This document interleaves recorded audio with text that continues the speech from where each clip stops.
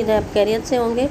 آج ہم دیکھیں گے غلام عباس جو کہ افسانہ نگار ہیں، جو کہ عام آدمی کے داستان گو کے نام سے مشہور ہیں کہ وہ چھوٹے آدمی کے جو ہے داستان گو تھے، ان کے مسائل پر وہ روشنی ڈالتے تھے۔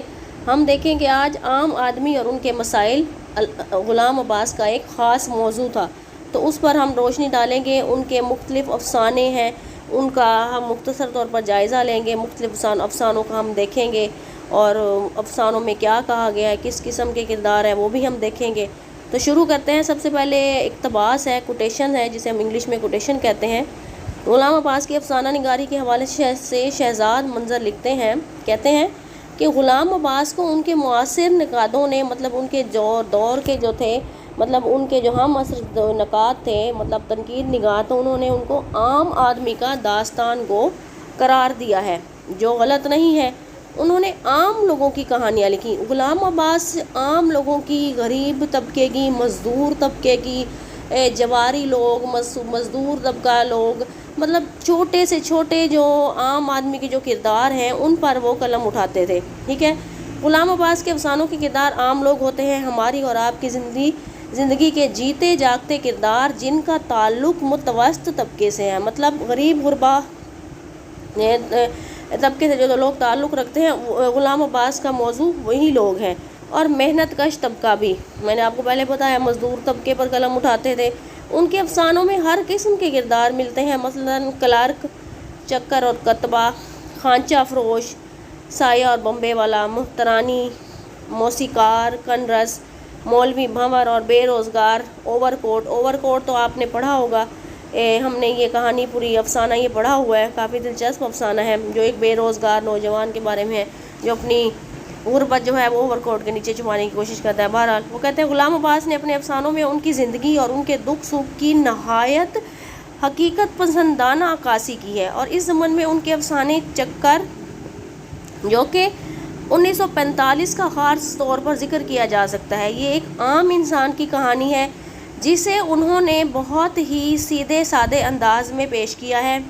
سایہ بھی ایک عام انسان یعنی ایک خانچہ فروش کی کہانی ہے، جس پر ان کا جو فن عروج پر نظر آتا ہے۔ غلام عباس کے افسانہ سایہ کو بے حد بلند مقام حاصل ہے، اس کا موضوع، تکنیک اور ٹریٹمنٹ بہت ہی انوکھا ہے۔ اب ہم، یہ تو ایک کوٹیشن تھی، اس کو آپ تھوڑا سا ہی کر لیں، اتنا کر لیں، لیکن جب آپ لکھیں گے یہ 4 سے 5 لائنیں لکھی جائیں گی۔ یہ آپ پہلے اقتباس لکھیں گے، اس کے بعد ہم جو ہے تھوڑا سا ان کے ایک ایک افسانے کو تھوڑا سا ذکر کرتے جائیں گے اور اپنا سوال مکمل کریں گے۔ کتبہ کا کلرک جو افسانہ ہے غلام عباس کا، وہ کہتے ہیں کہ ایک عام انسان ہے، کتبہ کا جو کلرک ہے، غلام عباس نے اس کی محرومیوں اور اس کے خوابوں کی بڑی خوبصورتی کے ساتھ ہمارے سامنے پیش کیا ہے کہ ایک کلرک ہے، وہ ایک عام انسان ہے، اس کی محرومیاں کیا ہیں، وہ کیا خواب دیکھتا ہے، اس کو بڑی خوبصورتی کے ساتھ ہمارے سامنے پیش کیا ہے۔ اس کے خوابوں کی تعبیر بڑی تاریک اور المناک ہے۔ اس کی حسرت بالآخر قبر کے کتبے میں پناہ لیتی ہے، جہاں زندگی کی کشمکش، زندگی کے رنگ، زندگی کے جذبے دم توڑ دیتے ہیں۔ مطلب زندگی کی کشمکش، زندگی کے رنگ ہیں، زندگی کس طرح مشکل ہے، ان سب چیزوں کو غلام عباس نے ان کا نقشہ کھینچنے کی کوشش کی ہے کہ یہ ہر عام آدمی کا المیہ ہے۔ ایسے خواب ہر کلرک دیکھتا ہے، اور ہر کلرک کا انجام قریب شریف حسین نامی کلرک سے ملتا جلتا ہے۔ شریف حسین نامی کلرک اس افسانے کا کردار ہے، اور مجید امجد کی نظم پنواڑی کی طرح ایک پنواڑی کے مرنے پر اس کی اولاد میں سے کوئی پنواڑی کی مسند پر آ جاتا ہے، انہیں خوابوں کو پھر سے دیکھنے جو شرمندہ تعبیر نہ ہو سکے، ٹھیک ہے۔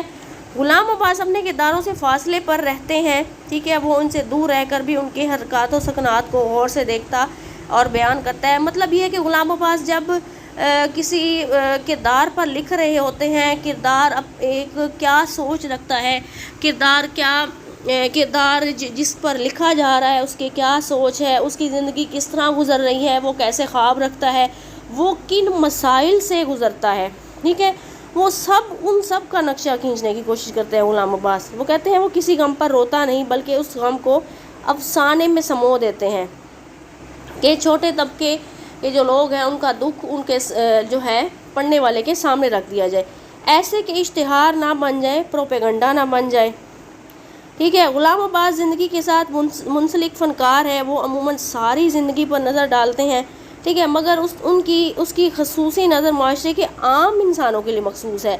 مطلب ان کو چھوٹے جو ہے لوگوں کا داستان گو کہا گیا ہے، غریب طبقے کا داستان گو کہا گیا ہے، مزدور طبقے کا داستان گو کہا گیا ہے کہ ان کے مسائل پر قلم اٹھایا جو عام نہیں مگر مالی مسائل نے ان کو معمولی بنا دی ہے۔ اس کے متعلق کہا جاتا ہے کہ چھوٹے آدمی کا داستان گو ہے جو انہی بستیوں میں موجود ہے۔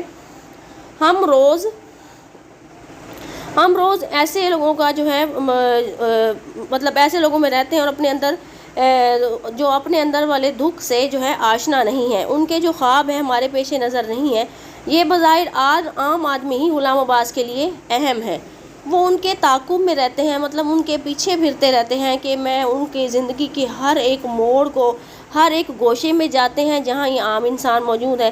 غلام عباس جو کہ بنیادی طور پر حقیقت نگار ہے، مطلب غلام عباس نے جو بھی افسانے لکھے ہم دیکھتے ہیں اس کا حقیقت سے تعلق ہے، جو حقیقت معاشرے میں دیکھتے تھے وہ اس کو ہو بہو بیان کرنے کی کوشش کرتے، لوگوں کی محرومیاں، لوگوں کا زندگی گزارنے کا انداز، لوگوں کے سوچ، معاشرہ کس طرح چل رہا ہے، سب جو ہے بیان کرتے تھے۔ اس لیے وہ اپنے افسانوں کا مواد اپنی زندگی کے مختلف گوشوں سے حاصل کرتے ہیں جہاں زندگی مختلف رنگوں میں، مختلف شکلوں میں موجود ہے، ٹھیک ہو گیا۔ غلام عباس کے افسانوں میں مطالعہ انسان ملتا ہے، مطلب انسان کے اوپر انہوں نے لکھا، چنانچہ ان کے بیشتر افسانوں میں انسان کا کسی نہ کسی سطح پر مطالعہ کیا گیا ہے، لیکن اس کا مطلب یہ ہرگز نہیں کہ یہ کام محض غلام عباس نے ہی کیا ہے اور بقیہ افسانہ نگار سے نااول تھے۔ اس میں کوئی شک نہیں ہے کہ اور بھی افسانہ نگاروں نے قلم اٹھایا، غریب طبقے پر لکھا، مزدور طبقے پر لکھا، شاعروں نے شاعری بھی کی، لیکن خاص طور پر غلام عباس چھوٹے آدمی کے داستان گو کے نام سے مشہور ہیں۔ ظاہر ہے ایسا نہیں، لیکن اس زمن میں اس کی تدبیر کاری اسے بیشتر افسانہ نگاروں سے الگ ضرور کر دیتی ہے، کیونکہ وہ زندگی کو کسی مخصوص نقطۂ نظر سے نہیں دیکھتے بلکہ وہ وسیع تناظر میں زندگی کا مطالعہ کرتے ہیں، ٹھیک ہے۔ یہ الگ بات ہے کہ ان کو ایک عام آدمی کی زندگی متاثر کرتی ہے، وہ عام آدمی کی زندگی سے متاثر ہوتے تھے، اس پر قلم اٹھاتے تھے اور وہ شوق سے لکھتے تھے، وہ اس کو موضوع بناتے ہیں، ان کو موضوع کا انتخاب کرنے اور کرداروں کی تشکیل کا پورا اختیار حاصل ہے، کیونکہ یہ بات فنکار کی آزادی اور اظہار کے ضمن میں آتی ہے، کیونکہ وہ کہتے ہیں جب کردار کی تشکیل کو پورا کر رہے ہوتے ہیں، یہ بات جو ہے فنکار جو لکھنے والے کی آزادی رائے کی ضمن میں آتی ہے کہ جو فنکار ہے جو لکھ رہا ہے تو اس میں آزاد ہوتا ہے، ٹھیک ہے۔ اوور کوٹ کا کردار ایک خاص کردار ہے، مگر بے روزگاری نے اسے ایک عام آدمی بنا دیا ہے۔ اوور کوٹ ہم نے پڑھا ہے، آپ نے بھی پڑھا ہوگا، آپ کو اچھے سے یاد بھی ہوگا، وہ اپنی محرومیوں اور کمیوں کو اوور کوٹ کے نیچے چھپا کر زندگی کی رہنمائیاں دیکھنے نکلا ہے۔ ایک نوجوان اوور کوٹ کے اس نے پہنا ہوا ہے، نیچے سے اس کے کپڑے میلے ہوتے ہیں، جرابیں پھٹی ہوئی ہوتی ہیں، اس کے بال جو ہیں ہم نے دیکھا، میں دوبارہ تھوڑا سا دہرا رہی ہوں، اس کے بال میل سے اٹے ہوئے ہوتے ہیں، اس کی گردن پر میل جمی ہوتی ہے، مطلب وہ اوور کوٹ کے نیچے اپنی زندگی کی جو حقیقت ہے اس کو چھپانے کی کوشش کرتا ہے، ٹھیک ہے، اور اس کی جو محرومیاں ہیں، اس کی سوچ ہے، اس کی غربت ہے، وہ کیا سوچ رکھتا تھا، سب کچھ غلام عباس نے اوور کوٹ کے ذریعے بتانے کی کوشش کی۔ یہ بہروپ اس کے لیے ضروری تھا تاکہ وہ مال روڈ پر چہل قدمی کے دوران کسی دوشیزہ کے التفات سے لطف اندوز ہو سکے۔ اب یہاں پر کہہ رہے ہیں کہ ہر نوجوان جو وہ ایک دوشیزہ سے التفات، مطلب ایک لڑکی سے یہاں پر کہنے کا مقصد ہے اگر میں اوور کوٹ پہنوں گا یا میں اچھے کپڑے میں ہوں گا تو شاید کوئی لڑکی میری طرف متوجہ ہو، لوگ اس کا نوٹس لیں اور اس کی طرف دیکھیں کہ وہ کتنا امیر ہے۔ غور کریں تو اس بہروپ پر معنویت کے پیچھے کتنی صفاقی اور معصومیت ہے۔ عام آدمی کے ایسے ہی تو غلام عباس کے افسانوں کا خاص موضوع ہیں۔ جواری افسانہ ہے غلام عباس کا، یہ ایک عمدہ افسانہ ہے۔ بظاہر تو یہ جوئے کی بیٹھک کے مالک نکو کی انتھک خود فریبی یا وزاداری کو بے نقاب کرتا ہے۔ جوئے کی بیٹھک کے بارے میں یہ افسانہ لکھا گیا ہے، وہ کہتے ہیں کہ اس کا جو مالک ہے اس کی خود فریبی، اس کی وزاداری وہ کیسے دکھاتا ہے، اس کو بے نقاب کرتے ہیں، مگر اس میں تمام جواریوں کی کمزوریوں، مجبوریوں اور عادتوں کا دلچسپ نقشہ کھینچا گیا ہے۔ مطلب جو جواری ہیں ان کی کمزوریاں کیا ہیں، وہ مجبوریاں کیا رکھتے ہیں، ان کی عادتیں کیا ہیں، وہ جواری کیوں بن گئے، ٹھیک ہے۔ ان سب کو کا نقشہ کھینچنے کی کوشش کی ہے۔ سرکاری ملازم طباً جوئے سے نفرت کرتا تھا۔ ایک سرکاری ملازم تھا، وہ بھی جوا کھیلنے آتا تھا، وہ فطری طور پر تو جوئے سے نفرت کرتا تھا، مگر جب کبھی اس کی بیوی بچوں کو لے کر میکے جاتی تو اسے بیٹھک ہی کی سوچتی، مطلب جوئے کی سوچتی۔ جب اس کی بیوی میکے چلی گئی تو اس کا دھیان جوئے کی طرف ہو جاتا، ہر بار ہارتا اور اپنے آپ کو کوستا، عہد کرتا پھر کبھی نہ آؤں گا، مگر اگلے روز سب سے پہلے پہنچتا۔ ٹھیک ہو گیا۔ آگے کہتے ہیں پولیس اپنے چھاپے میں تو ایسے لوگوں کو پکڑ کر لے گئی جو جوا کھیل تو نہیں رہے تھے مگر دیکھ رہے تھے۔ مطلب اگر پولیس چھاپا مارتی ہے اور کہیں پر جوا کھیلا جا رہا ہے یا شراب پی جا رہی ہے یا کوئی دوسرا غلط فعل کیا جا رہا ہے تو پولیس تو سب کو پکڑتی ہے، پولیس کے نزدیک سب گناہگار ہے۔ کوئی جوا دیکھنے آیا ہے یا کھیل رہا ہے، جو بھی، انہوں نے تو سب کو پکڑنا ہے۔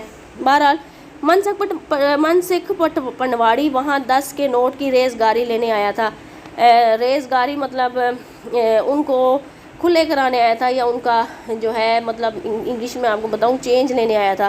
ریز گاری لے چکا تو چلتے چلتے ایک کھلاڑی کے پتوں پر نظر پڑ گئی۔ اس کی پتے غیر معمولی طور پر اچھے تھے، یہ دیکھنے کو کہ وہ کھلاڑی کیا چال چلتا ہے۔ یہ ذرا کی ذرا کار تھا کہ اتنے میں پولیس آ گئی۔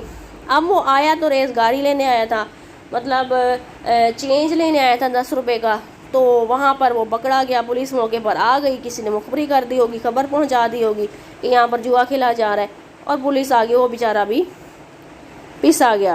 دوسرا بیچارہ وہ وسکیہ نویس تھا جو جوا کھیلنے میں مصروف ٹھیکیدار سے ملنے آیا تھا۔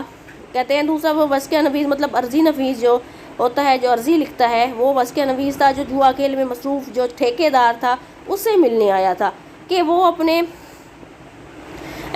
وہ اپنے بے روزگار بیٹے کے لیے اس سے کوئی سفارشی مطلب رکا مانگ سکے، مطلب اپنے بے روزگار بیٹے کے لیے کوئی سفارش لکھوا سکے۔ یہ افسانہ 1947 میں لکھا گیا تھا، ٹھیک ہے، مگر آج بھی ہمارے ارد گرد آباد جوئے کی بیٹھکوں کی فضا کا معتبر حوالہ ہے کہ کس طرح سفارش پر نوکریاں کروائی جاتی ہیں، ٹھیک ہے، اور ہمارے ارد گرد جو جوئے کی بیٹھک ہے وہاں پر کس طرح کی فضا ہوتی ہے، کیا ماحول ہوتا ہے۔ یہی نہیں بلکہ پولیس والوں کی گفتگو اور رویہ بھی مین وہی ہے۔ مطلب اگر جوا کھیل رہا ہے، کوئی شراب پی رہا ہے، کوئی شراب کا اڈا ہے، وہاں پر پولیس پہنچ جاتی ہے، وہاں پر پولیس کی کا کیا رد عمل ہوتا ہے، کیا گفتگو تھی، کیا ماحول ہوتا ہے۔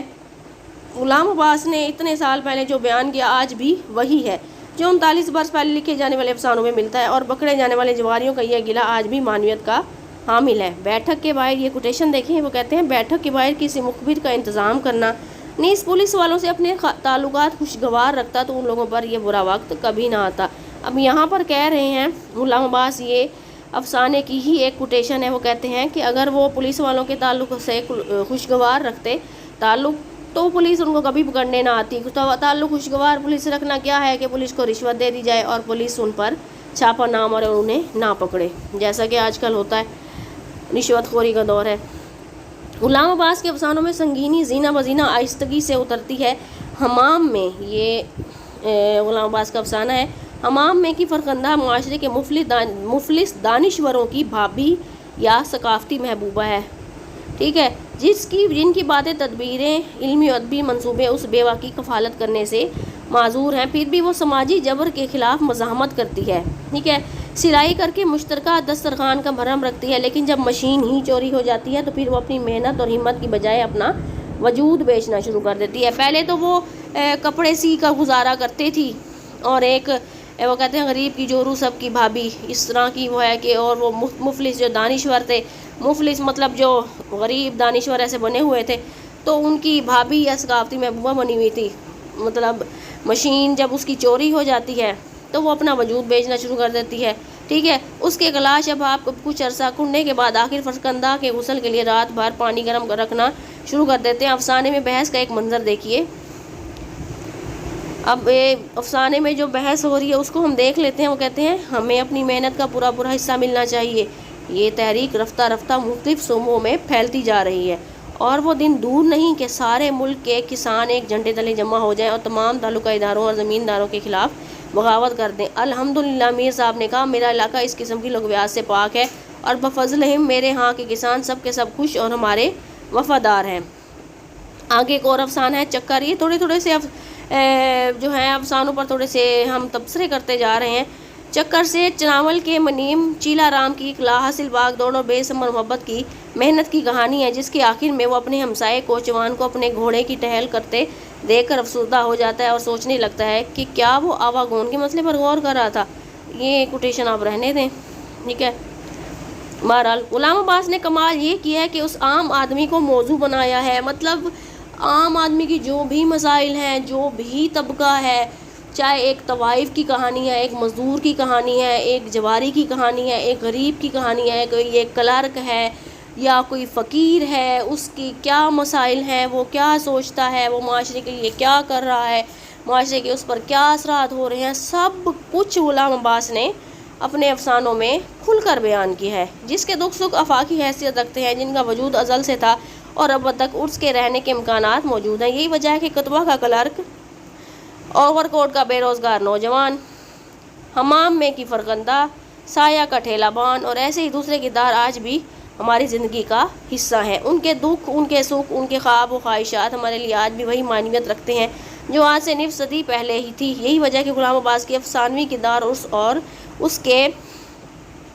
اور اس کے افسانوں کے جو کردار ہیں وہ ہماری زندگی میں چلتے پھرتے افراد نظر آتے ہیں۔ غلام عباس نے اپنے اکثر کرداروں کو عام آدمی کے ذہن کی عکاسی کے لیے استعمال کیا ہے۔ کتبہ کا شریف حسین ہو یا اوور کوٹ کا بے روزگار، کتبہ یہ بھی ان کا افسانہ ہے، ٹھیک ہے، اور اوور کوٹ کا بے روزگار نوجوان، یہ سب کردار عام آدمی کی جو مسائل ہیں، ان کی جو ذہنی اذیت ہے، جو ذہنی اذیت سے وہ گزرتے ہیں اس غربت کی وجہ سے، اس کو کھینچنے کی کوشش کی ہے بہت باریکی سے، ٹھیک ہے۔ شریف حسین اور اوور کوٹ کا بے روزگار نوجوان دونوں افسانوں میں بالکل خاموش ہیں، مگر ان کا کردار ہے کہ ہماری مجموعی زندگی کی محرومیوں کو اجاگر کر رہا ہے، ٹھیک ہے۔ یہ کردار بالکل اسی قسم کی صورتحال کا شکار ہے جن کا شکار ہمارا نچلا درمیانی طبقہ ہوتا ہے۔ وہ خاموشی کے ساتھ ساری صورتحال کو قبول کر لیتا ہے۔ غلام عباس کے ضمنی کردار عام آدمی کی زیادہ شفاف عکاسی ہیں۔ یہ چھوٹے چھوٹے کردار ایک لمحے آتے ہیں اور ہمیں اپنے کسی محرومی کی تصویر دکھا کر پردہ اسکرین سے غائب ہو جاتے ہیں، اور جب یہ کردار اپنا کردار ادا کر چکا ہوتا ہے تو ہمیں معاشرے پر جب ہم نظر ڈالتے ہیں ہم کہتے ہیں ہاں واقعی ہمارے معاشرے میں تو ایسا ہو رہا ہے۔ بہرحال یہ کردار حقیقی معنوں میں عام آدمی کے نمائندہ ہے۔ عملی زندگی میں بھی عام آدمی اسی طرح کے حالات کا شکار نظر آتا ہے۔ اس کی ذات کو تسلیم نہیں کیا جاتا، معاشرہ اس کے پاس سے گزر جاتا ہے، اس کا نوٹس نہیں لیتا، ٹھیک ہے۔ غلام عباس نے چھوٹے چھوٹے کرداروں کے ذریعے عام آدمیوں کے مختلف طبقات کو ہمارے سامنے لا کھڑا کیا ہے۔